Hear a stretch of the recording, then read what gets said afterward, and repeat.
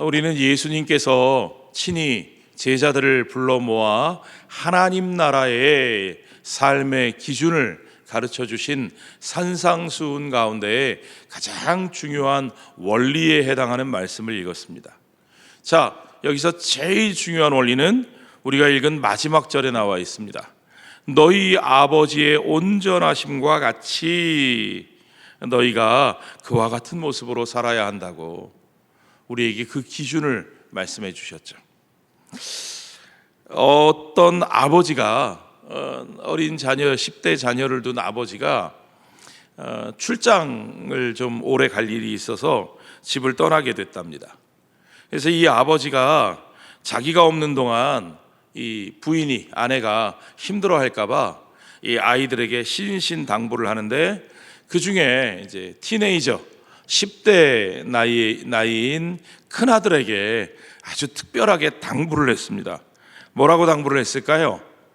아들아, 아빠가 없는 동안에 평소에 아빠가 집에서 하던 것을 잘 생각해보고, 요게 문제예요.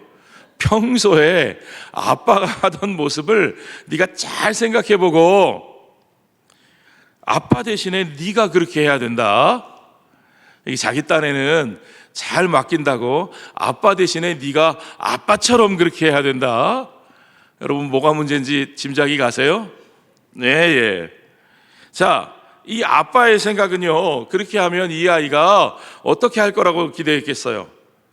그러면 이 아이가 평소보다 부지런하고 점잖게 엄마를 도와주면서 청소도 하고 쓰레기도 치우고 뭐 여러 가지 그런 걸 솔선수범 할 줄로 생각을 하고 기대를 했던 거죠.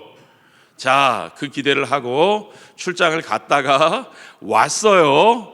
와서는 이 아빠가 이제 아내에게 물었던 거죠. 여보, 우리 아들에게 내가 참 부탁을 해놓고 갔는데 우리 아들이 어떻게 했어요?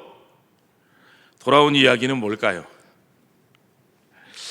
글쎄요, 애가 좀 이상했어요. 평소 같지 않게. 아니, 아침 먹자마자 마실 줄도 모르던 커피를 한 잔 떡 마시더니, 아니, 거실에 소파에 딱 가가지고는 음악을 크게 시끄럽게 틀어놓고 한 30-40분 동안 그 신문만 쳐다보고 있고, 저녁에 집에 와서는 소파에 비스듬히 누워가지고는 평소에 보지도 않던 야구 중계를 몇 시간씩 들여다보고. 자, 이게 무슨 얘기입니까, 여러분? 아들은 아빠의 말씀을 귀담아 들었어요, 안 들었어요? 들었죠. 예, 아들은 잘못이 없는 것 같아요. 아들은 아빠가 시킨 대로 했어요. 너무 정확하게 아빠 말씀에 순종한 거죠. 그렇죠? 예. 진짜 아빠가 평소에 하시던 모습대로, 자기가 봐온 그 모습대로 그대로 따라한 겁니다. 예. 말을 잘해야죠. 그렇죠? 예. 자, 오늘 우리가 읽은 예수님의 말씀에 중요한 건요, 우리의 하늘 아버지가 무엇을 하시는지, 어떻게 하시는지 보고 우리도 그렇게 하라는 말씀이죠. 물론 다행히 우리 하늘 아버지께서는 여기 있는 우리 같은 그런 아빠가 아니시라는 거죠. 그게 중요합니다. 어떻게 뭘 닮으라는 얘기입니까? 예수님의 말씀은 하나님의 공평하심과 그분의 사랑이 얼마나 크신지를 보고 우리도 사람을 널리 차별이 없이 사랑하며 품어 안고 그들과 함께 하라고 말씀하시는 겁니다. 자, 여러분, 하나님은 편애하시지 않으십니다. 아멘입니까, 여러분? 이거 여러분 오해하시면 안 돼요. 우리 하나님의 사랑은 결코 편협한 사랑이 아니라는 겁니다. 예수님이 말씀하신 내용 중에 이게 아주 중요한 내용이에요. 45절 한번 다시 보세요. 오늘 본문의 45절 보시면, 이같이 한즉 하늘에 계신 너희 아버지의 아들이 되리니, 아버지가 어떻게 하신다고요? 이는 하나님이 그 해를 악인과 선인에게 비추시며 비를 의로운 자와 불의한 자에게 내려주심이라. 하나님은 햇빛을 악인에게 그리고 선인에게, 그러니까 선인에게만이 아니라 누구에게도, 악인에게도 비추어 주시고, 비를 의로운 자에게 뿐만 아니라 불의한 자에게도 내려주시는 하나님이시다. 하나님은 햇빛과 비를 골고루 모든 이들에게 나누어 주시는 공평하신 하나님이신 것을 여러분 믿으시기 바랍니다. 자, 그런데 왜 우리가 이런 생각을 할 수 있죠? 아니, 그런데 왜 하나님은 편애하시지 않으시면서 이스라엘을 특별히 택하셨는가? 우리가 구약 성경을 읽다 보면 하나님은 이스라엘만 특별히 사랑하시고 다른 민족들은 사랑하시지 않는 것 같아, 그런 생각을 할 수가 있는 거죠. 그런데 여러분, 그게 오해라는 거예요. 하나님이 누군가를 선택하셨다는 건 하나님이 그들만 편애하신다는 뜻이 아니라는 사실을 여러분들이 잘 아셔야 됩니다. 왜 그러냐? 여러분, 구약 성경 전체를 읽어보면 하나님이 이스라엘을 선택하신 이유와 목적이 있어요. 그게 뭐예요? 하나님이 말씀하셨죠. 하나님이 그들을 택하신 것은 그들만 복받게 하기 위한 것이 아니라는 사실입니다. 하나님이 그들을 왜 선택하셨어요? 그들로 하여금 세상의 복이 되게 하시기 위해서. 하나님이 아브라함을 왜 선택하셨어요? 내가 너로 하여금 뭐가 되게 하겠다? 뭐가 되게 하겠다 그러셨어요? 복이 되게 하리라. 그렇죠? 자, 창세기 12장 기억나시죠? 내가 너로 복이 되게 하리라. 자, 좀 더 자세한 내용은 뭐예요? 너로 말미암아 열방이, 만민이 복을 받게 할 것이다. 아멘? 예. 그게 하나님께서 아브라함에게 주신 약속이고, 아브라함에게 주신 약속은 곧 하나님께서 이스라엘에게 주신 약속이기도 합니다. 이스라엘을 불러 택하여 하나님의 백성이 되게 하신 목적이 바로 그거죠. 그들로 하여금 세상에 복이 되게 하시기 위해서. 이사야서를 보면 주님은 이스라엘 백성들의 정체성에 대해서 너희는 이방의 빛이다 그러셨어요. 이방의 빛.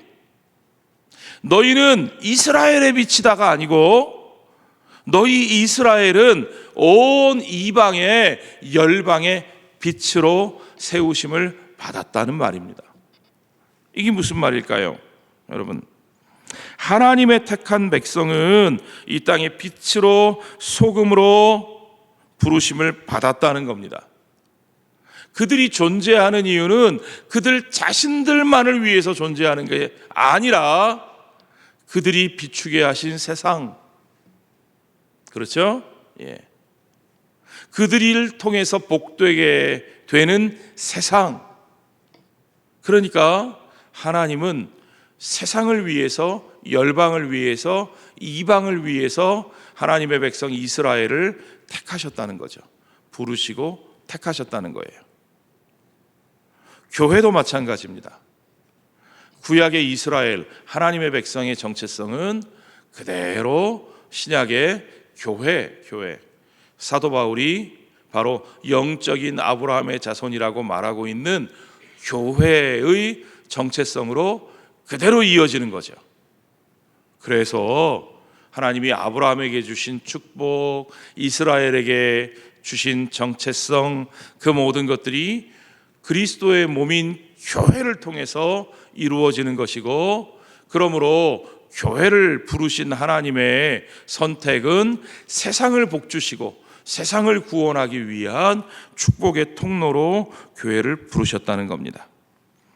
한마디로 말하면 하나님의 우리를 향한 선택과 부르심은 우리를 위한 것이 아니고 누구를 위한 것이라고요? 세상을 위한 것, 그들을 위한 것. 아멘입니까, 여러분? 예. 예수님은 바로 이런 전제를 가지고 우리에게 너희 아버지의 온전하심과 같이 온전하게 세상 가운데서 행하라고, 너희가 세상 속에서 어떤 기준을 가지고 어떻게 세상 사람들을 대하고 세상 사람들과 살아야 하는가에 대해서 우리에게 그 원리를 가르쳐주고 있는 말씀이 바로 산상수훈이라는 거죠. 이 산상수훈을 우리가 바로 이해하는데 중요한 내용은 율법에 대해서 우리가 오해하지 않는 겁니다. 율법은 우리가 세상의 복으로 살아가는 원리를 구체적으로 가르쳐주는 하나님의 법입니다. 예수님께서는 세상에 복이 되는데 실패했던 이스라엘 백성들에게 또는 하나님의 교회를 향해서 그들이 세상이 복이 되는, 세상이 축복이 되는 올바른 길을 열어주신 분이십니다. 예수님은 이스라엘이 실패했던 그 길을 예수 그리스도 안에 있는 모든 하나님의 백성, 주님의 교회가 그 길을 이루어낼 수 있도록 십자가에서 자신을 내어주시고 우리를 정결케 하사 우리가 주의 성령을 모시고 살면서 우리 스스로 할 수 없는 그 일을 이룰 수 있게 하신 은혜의 통로가 되신 분이신 것을 여러분 믿으시기 바랍니다. 그렇습니다. 주님은 그 구원을 열방 가운데서 이루시기 위해서 길이요 진리요 생명으로 이 땅에 오신 분이십니다. 주님은 그의 제자들에게 그 길을 함께 가자고 말씀하셨습니다. 그 길은 어떤 길이냐? 이방인들에게는 배척받는 길이, 이방인들에게만 배척받는 길이 아니고 이스라엘 사람들에게도 배척받는 그런 길이었습니다. 택한 백성들에게 세상을 위한 소금과 빛으로 살라고 말하면 택한 백성들에게도 미움을 받고 세상에서도 세상 사람들에게도 환영받지 못합니다. 세상은 세상적인 방식으로 살아서 문제고요. 여러분, 택한 백성들은 그 세상에 대해서 분노하고 담을 쌓음으로써 세상을 위해서 존재하는 자기들의 존재 이유를 드러내지 못하고 있는 거죠. 이게 문제입니다. 우리는 이 문제를 어떻게 극복할 수 있을까요? 주님은 그것을 극복하는 하나님 나라의 길을, 그 은혜의 길을 우리에게 보여주고 계신 겁니다.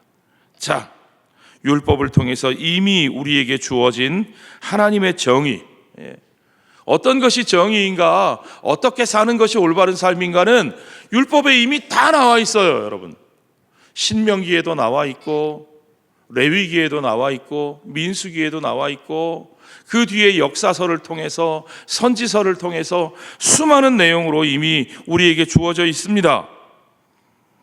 그런데 그 나라에 속한 하나님의 백성의 삶의 방식을 온전히 회복하는 그 율법이 우리의 삶에 제대로 적용되고 실천되지 못하는 이유는 뭘까요? 그건 우리가 미움과 복수를 통해서 다른 사람들, 자꾸 우리를 이방인들하고 비교해서 상대적으로 그들보다 나은 우리의 의의를 드러내는 것이, 그것이 율법에 충실한 것으로 우리가 착각하기 때문이에요. 우리가 자꾸 그렇게 생각합니다. 아, 저 이방인들 저들하고 비교해 보니까 나는 꽤 괜찮아. 나는 이만하면 괜찮아. 자기 의의에 집중하고 자기 의의를 드러내려고 하는 거죠. 왜 그래요? 우리의 기준이 누가 되어 있어요? 이방인들이 되어 있는 거예요. 또는 나만 못한 누군가, 다른 누군가가 우리의 기준이 되어 있는 거예요. 그러면 끊임없이 우리는 내가 의로운 사람인 것처럼 느낍니다. 내가 꽤 괜찮은 사람인 것처럼 느낍니다. 그리고 그들을 정죄하고 내 자신을 높이는 거죠. 구약의 이스라엘 백성들이 그랬어요. 예. 그러나 여러분, 우리의 기준은 예수님 말씀하신 대로 그들이 하는 것, 그것이 우리가 바라봐야 될 기준이 아니고 우리 아버지의 온전하심이 우리의 기준이어야 된다는 거죠. 주님은 너희 하늘 아버지의 온전하심과 같이 너희도 온전하라고 말씀하셨어요. 이 말씀은 예수님이 처음 하신 게 아니에요. 괜히 예수님이 나타나셔서 기준을 확 높여 놓으셔가지고 너무 힘들어. 아니요. 율법을 가만히 보세요. 율법에 여러 차례 뭐라 그러셨어요? 내 하나님 여호와의 거룩하심과 같이 너희도 어떠라? 거룩하라. 예. 내 하나님 여호와의 온전하심과 같이 너희도 온전하라. 그것이 율법에서 우리에게 이미 명령하신 말씀이에요. 그러니까 우리의 기준은 하나님이어야지, 우리의 기준은 다른 사람이어서는 안 되는 겁니다. 하나님의 그 온전하신 그 사랑의 참 모습을 그대로 드러내시고 우리가 그와 같은 모습으로 살아가기를 요구하시는 겁니다.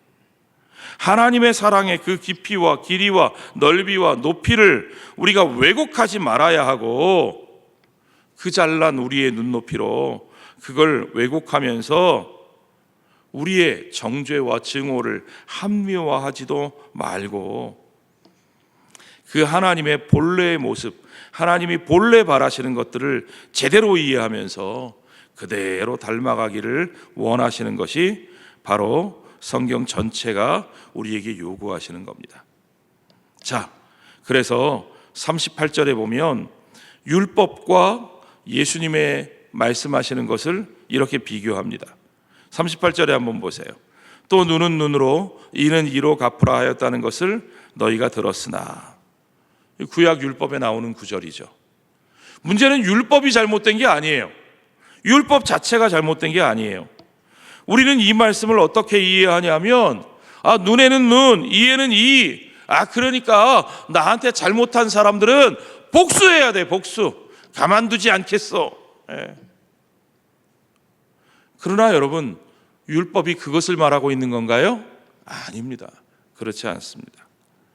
눈은 눈으로 이는 이로 갚으라 하는 율법의 규정은요, 사실은요, 출애굽기 21장 24절에 나오는 말씀인데, 그 말씀의 맥락을 잘 살펴보고 의도를 이해하면 무슨 말이냐면, 여러분, 누가 내 눈을 쳐가지고 망가뜨렸어요. 그럼 여러분은 눈만 갚으시나요? 누가 내 이를 잘못해서 부러뜨렸어요.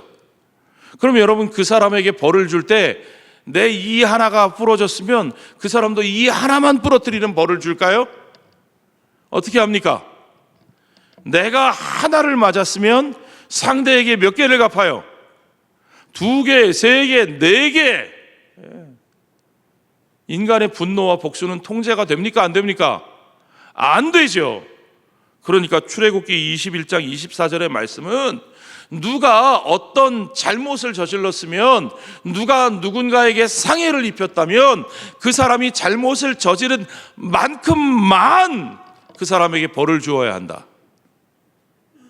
과도한 징벌을 제한하는 그런 걸 뭐라 그래요? 법률 용어로. 우리 남규석 전도사님한테 물어봐야 되는데, 그렇죠? 죄형 법정주의 그럽니다. 죄형 법정주의. 이 죄형 법정주의, 아무리 죄인이라 할지라도 인권이 있기 때문에 그 사람이 저지른 죄만큼만 벌을 해야 된다라는 죄형 법정주의는요, 아주 근대에 와서 민주주의와 인권이 확립되면서부터 세워진 그런 개념이에요. 그런데 성경이 이 고대에 4,000년 전에 하나님의 말씀이 바로 그것을 우리에게 말씀하고 계시다는 거죠. 무슨 말인지 아시겠습니까? 하나님은 보복을 조장하시는 것이 아니라 우리의 과도한 보복을 제한하는 원리를 하나님의 백성들에게 요구하고 계신 거죠.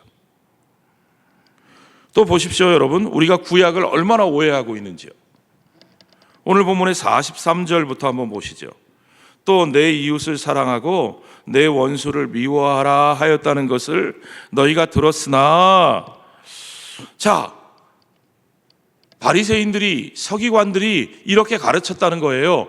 율법에 이렇게 돼 있다. 이웃은 사랑하고 원수는 미워하라. 동포는 사랑하고 이방인은 미워하라. 그래도 된다. 그게 마땅하다. 이렇게 가르쳤다는 거죠. 그러나 정말 그렇게 돼 있나요? 주님은 뭐라고 말씀하십니까? 나는 너희에게 이르노니 너희 원수를 사랑하며 너희를 박해하는 자를 위하여 기도하라. 자, 그러면 예수님은 지금 구약 성경 율법과 다른 새로운 원리를 말씀하시는 걸까요? 어떻게 생각하세요? 사실은 그렇지 않습니다. 이건요, 예수님이 새로운 걸 말씀하시는 게 아니라 바리새인들과 서기관들이 구약을, 율법을 오해해서 엉뚱하게 왜곡해서 가르쳤던 거죠. 그러니까 예수님의 말씀은 내 이웃을 사랑하고 내 원수를 미워하라는 것이 율법에 있으나 라고 말씀하지 않으셨어요. 그렇게 말하는 것을 너희가 들었으나 누구로부터? 바리새인들과 서기관들로부터. 그러니까 그게 율법의 말씀하시는 내용이에요, 아니에요? 아니라는 거예요. 율법의 본뜻은 오히려 예수님이 지금 말씀하신 이 내용과 같다는 거예요. 진짜 그런지 한번 볼까요? 여러분, 레위기 19장 18절 말씀을 보십시오. 뭐라고 되어 있어요? 같이 읽어볼까요? 원수를 갚지 말며, 동포를 원망하지 말며 내 이웃 사랑하기를 무엇과 같이? 내 자신과 같이 사랑하라. 나는 여호와니라. 아멘. 그러니까요, 여러분, 구약의 율법이 바리새인들, 서기관들이 가르치는 내용 같아요? 예수님이 말씀하시는 내용 같아요? 예수님이 말씀하시는 내용과 같은 내용입니다. 다시 한번 말씀드리지만 구약의 윤리와 신약의 예수님의 윤리는 서로 근본적으로 다르지 않습니다. 이게 중요한 거예요. 비록 바리새인들이, 서기관들이 그 말씀을, 율법을 왜곡했으나 율법의 본령은, 율법의 본질은 예수님이 말씀하신 원수 사랑, 바로 거기에서부터 시작되는 겁니다. 자, 오늘 주님이 말씀하시고 있는 그 원수 사랑, 그 동포 사랑, 그 모든 것들의 구체적인 적용이 어떻게 되어야 되는지를 우리가 몇 가지만 살펴보겠습니다. 39절에 보니까 나는 너희에게 이르노니 악한 자를 대적하지 말라. 누구든지 내 오른편 뺨을 치거든 왼편도 돌려대며. 자, 여러분, 오른편 뺨을 얻어맞거든 왼편도 돌려서 대라. 여러분, 한번 잘 보세요. 누가 내 맞은편에 서 있는 사람이 내 오른편 뺨을 때려요. 한번 둘씩 한번 보세요. 때리지 마시고요. 때리는 척만 한번 해볼까요? 네. 서로 얼굴을 마주 보면 내 맞은편에 있는 사람이 오른손잡이가 많잖아요. 오른손잡이가 내 맞은편에 있는데 그 사람이 이렇게 때리면 어느 뺨이 맞아요? 내 왼쪽 뺨이 맞겠죠? 그런데 성경이 뭐라 그랬어요? 누가 내 어디를 때려요? 오른편 뺨을 때린대요. 앞에 있는 사람의 오른편 뺨을 여러분의 오른손으로 때리려면 어떻게 되겠어요? 어떻게 해야 되겠어요? 그렇죠?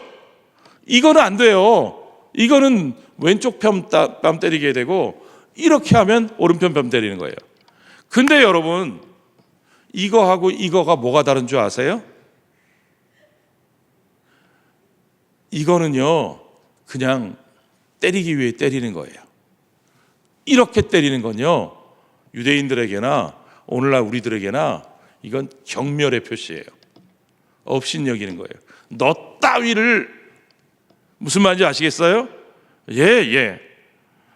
그런데 그런 모욕과 경멸을 받고 이렇게 얻어맞았는데 어떻게 하라고요? 에이, 참을 수 없어. 당연히 그러야 될 것 같은데 오른편 맞았다 그랬나요?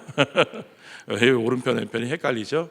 왼쪽 뺨도 돌려대라고 주님이 말씀하시는 거예요. 나를 모욕하고 경멸하는 자에게 똑같이 맞서면 악순환만 나을 뿐입니다. 다른 뺨을 돌려댄다는 건요, 그래? 네가 나를 그렇게 모욕해? 네가 나를 업신여겨? 그래, 좋아. 그러면 다시 때려도 좋다. 그렇지만 이번에는 나를 경멸하는 태도로 말고, 때리는 건 좋은데 똑바로 때려. 자, 그쯤 되면 여러분, 나를 때려도 함부로 여기지 말고 똑바로 때려 라고 돌려대면 상대방이 정말 우습게 여겨서 막 돌려 때릴까요? 저 같으면요, 아마 두려울 거예요. 예, 함부로 하지 못할 거예요. 40절에도 보십시오. 또 너를 고발하여 속옷을 가지고자 하는 자에게 겉옷까지도 가지게 하며, 속옷을 가지고자 하는 자에게 겉옷까지도 가지게 하며. 아마 제가 볼 때는 네가 입고 있는 거 벗어서 나한테 줘, 네 속 껍데기까지 벗어서 나한테 줘 라고 말한다면 이 사람은 아마 굉장히 자신만만한 사람인 것 같아요. 특별히 그런 사람은 아마 법률적 지위를 가지고 있는, 뭐 요새 뉴스 보면 맨날 뭐 검찰 개혁이 어떻고 뭐 전관 예우가 어떻고 뭐 이런 뭐 유전무죄 무전유죄 뭐 법정 비리 뭐 이런 얘기들이 맨날 나오는데, 하여튼 저는 뭐 그거 잘 모르겠고, 어쨌든요, 이 법률적 영역에 있어서도 이게 다 공평한 것 같지가 않더라고요. 그렇죠? 돈 있는 사람, 힘 있는 사람, 뭐 백 좋은 사람, 뭐 하여튼 유리한 사람이 있어요. 뭔가 혜택을 입는 사람이 있어요. 아마 이 시대에도 그랬던 것 같아요. 그러니까 그런 무언가의 힘을 가지고 다른 사람의 속까지 벗겨 먹으려는 그런 사람들이 있었다는 거죠. 예. 그런 사람들에 대해서 우리가 어떻게 대할 것인가? 주님은 그런 사람이 있으면 겉옷도 벗어줘라. 자, 속옷을 빼앗으려고 하는 사람, 속옷을 뺏겼는데 겉옷까지도 벗어주면 어떻게 될까요? 아유, 부끄러워라. 그렇죠? 속옷을 빼앗긴 사람이 겉옷도 벗어주면 그 앞에 어떻게 서겠어요? 발가벗겨진 모습으로 서겠죠. 그렇죠? 자, 그러면 어떻게 될까요?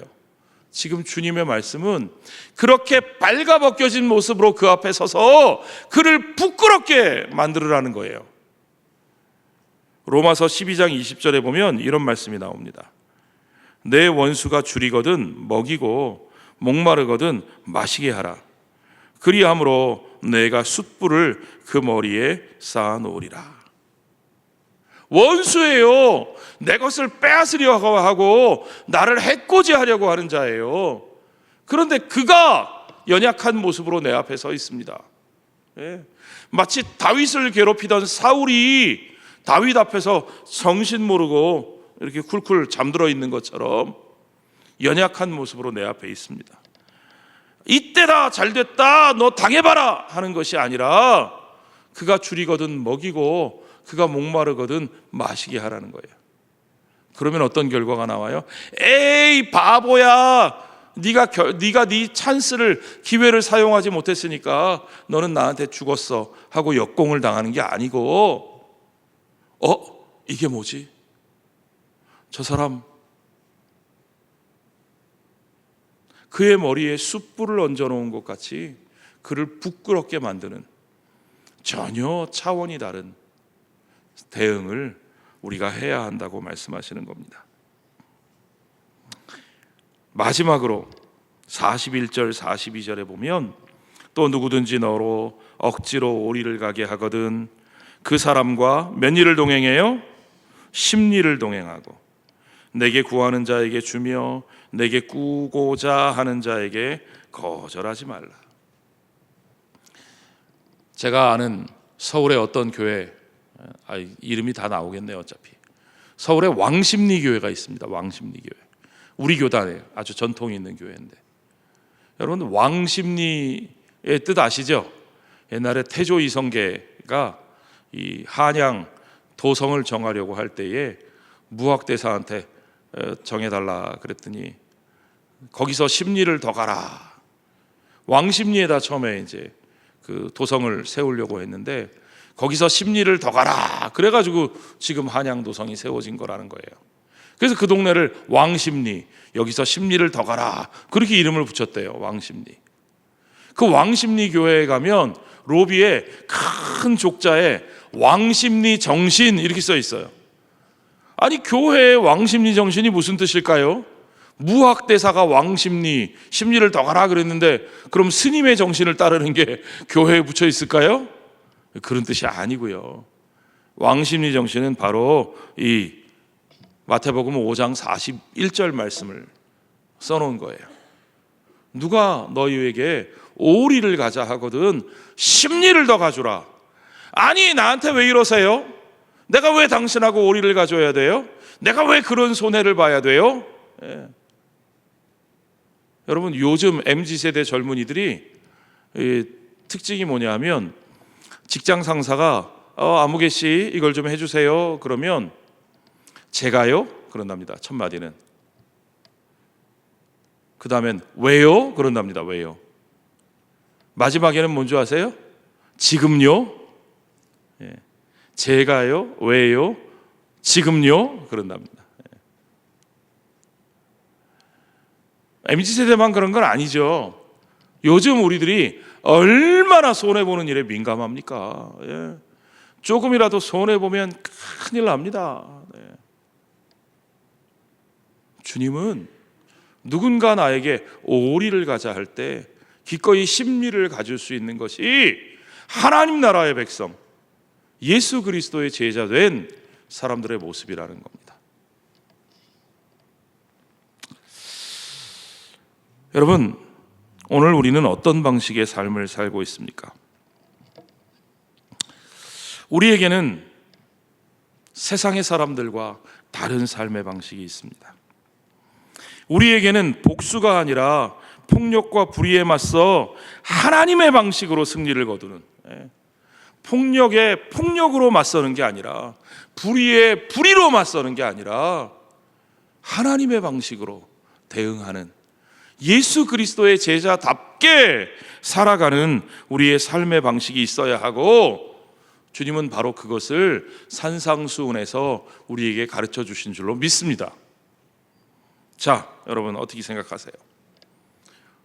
오늘 우리가 읽은 하나님의 말씀을 통해서 여러분의 마음에는 은혜가 되시나요? 솔직하게 여쭤보겠습니다. 은혜가 되시나요? 낙심이 되시나요? 이 말씀이 여러분의 삶하고 정말 상관이 있다고 생각이 되시나요? 혹시 아니 그런 삶은 불가능한데 불가능한 삶을 예수님이 왜 말씀하셨을까? 제가 들은 어떤 설교에서는 이 산상수훈은 지키라고 있는 게 아니에요. 그렇게 설교하는 목사님도 제가 봤어요. 정말 그럴까요? 물론 불가능할 수도 있죠. 그러나 이 말씀이 그저 교훈과 충고라면 물론 그 교훈과 충고를 실천할 힘이 없는 사람들이 바로 우리들입니다. 우리는 이 말씀대로 살 힘이 없어요. 사실 그렇습니다. 그러나 이 말씀은 그저 교훈과 충고가 아니라, 여러분 따라해 봅시다. 굿뉴스. 굿뉴스.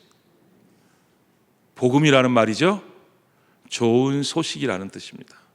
좋은 소식입니다. 이게 왜 좋은 소식인지 여러분 잘 아셔야 됩니다. 예수님은 그 모든 일을 예수님 자신이 먼저 실천하시고, 그리고 그것을 통해서 우리 인간이 살아갈 수 있는 새로운 길을 열어주셨습니다. 그래서 예수님을 따르는 모든 사람들이 그 길을 발견할 수 있게 하셨어요. 사람들이 예수님을 조롱했을 때 예수님은 반응하지 않으셨습니다. 그렇죠? 기억나세요?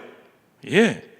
사람들이 예수님께 도전했을 때 예수님은 독설로 맞받아치시지 않고 정말 비유로, 이 유머 넘치는 비유로 쉬운 하나님 나라의 이야기로 그들을 일깨워 주셨어요. 예수님은 사람들이 그를 때렸을 때 그들과 맞서 싸우지 않으시고 그 모든 고통을 스스로 받아들이셨습니다. 사람들이 예수님의 등에 그 무거운 십자가를 지웠을 때도 예수님은 예루살렘 성 밖 저 처형당할 곳을 향해서 묵묵히 그것을 지고 걸어가셨습니다. 사람들이 그를 십자가에 못 박았을 때 주님은 어떻게 하셨어요?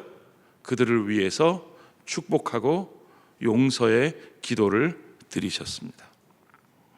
그러니까요, 여러분, 예수님이 말씀하셨던 이 산상수훈은 그저 너희가 이렇게 해야만 한다는 도덕과 의무가 아니라는 걸 아셔야 됩니다. 도덕과 의무는 우리를 변화시킬 수 없습니다. 우리가 얼마나 많은 도덕과 얼마나 많은 의무에 대해서 우리가 이야기를 들었어요.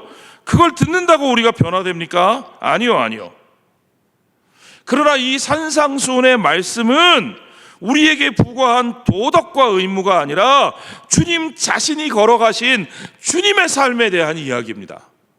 그걸 아셔야 돼요.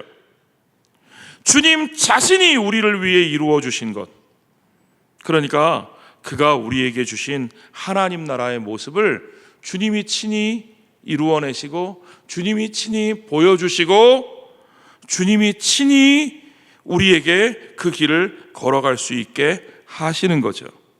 자, 그 나라가 우리에게 어떻게 이루어지고 우리가 어떻게 그 나라의 백성으로 사는지를 주님이 친히 보여주시는 겁니다. 주님이 뭐라고 말씀하셨어요? 영접하는 자, 곧 그 이름을 믿는 자들에게는 하나님의 자녀가 되는 뭐가 있다고요? 권세가 있다. 권세가 있다. 하나님의 자녀가 되는 이 권세라는 말은 힘이라는 말이에요. 힘. 우리에게 하나님의 자녀가 되는 권세가 있다고요, 없다고요? 금방 읽으셨잖아요. 잊어버리셨어요? 하나님의 자녀가 되는 권세가 우리에게 있어요, 없어요? 하나님의 자녀로 살아갈 그 힘이 우리에게 있어요, 없어요? 있어요. 누구로 말미암아? 우리가 감당할 수 없는 이 삶의 길을 친히 먼저 걸어가신 누구로 인하여? 예수 그리스도로 인하여. 그래서 that's why it is a good news. 그래서 이건 좋은 소식이에요. 복음이에요. 아멘. 그 예수님으로 말미암아 우리가 하나님의 자녀로 받아들여지고 하나님의 자녀로 받아들여진 자들에게는 주의 성령이 함께 거하시고 주의 성령이 함께 거하는 자들의 삶에서는 우리 스스로는 이룰 수 없는 이와 같은 하나님 나라 백성의 삶이 그들의 삶에 이루어진다는 사실을 여러분 믿으시기 바랍니다. 우리에게 그 권세가 있어요. 임마누엘 하나님, 우리와 함께 하시는 하나님. 우리는 예수 그리스도 안에서 그 임마누엘 하나님을 보고 우리는 성령 안에서 그 임마누엘 하나님과 함께 거하는 겁니다. 산상수훈은 그저 어떤 행동이 올바른지를 우리에게 가르쳐주는 본문이 아니라 우리에게 사랑을 보여주시고 우리를 사랑하사 우리를 위해 죽으신 예수 그리스도 안에서 우리가 그와 함께 살아계신 하나님과 함께 동행하며 살아갈 수 있는 참된 삶의 능력을 회복하게 하시는 말씀인 것을 여러분 믿으시기 바랍니다. 그렇습니다. 우리는 그 사랑으로 구원받았고 우리는 그 사랑을 가지고 그 사랑으로 그 능력을 회복한 삶을 사는 사람들입니다. 우리에게는 그 힘이 있습니다. 여러분, 우리에게는 그들을 끝까지 사랑할 힘이 있습니다. 아멘. 우리는 미움과 증오와 폭력과 저주와 혐오를 그들과 똑같이 상대하지 아니하고 사랑과 은혜와 용서와 화해와